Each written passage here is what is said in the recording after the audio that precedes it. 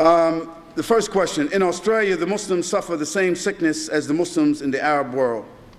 Oppressive and corrupt leadership, stunting the...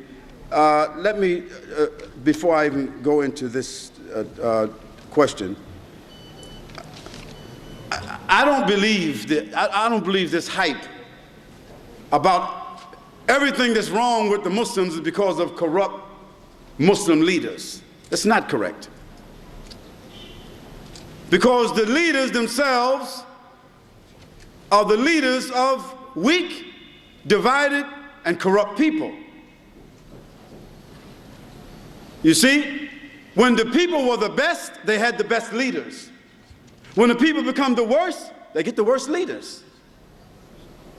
And in most cases, when people point at leaders, they're only jealous because they want to be there, and when they get there, they'll do the same thing.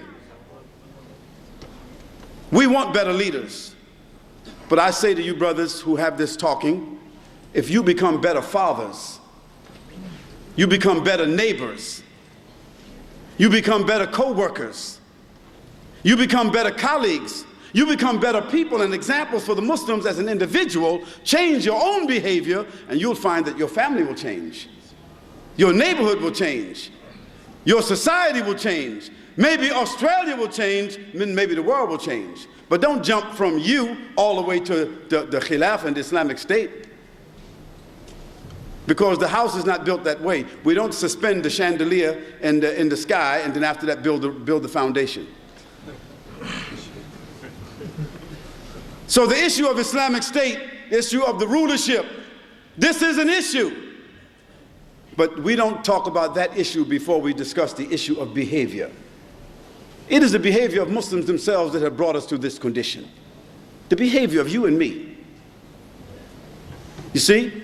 You know this behavior because in the morning for Fajr,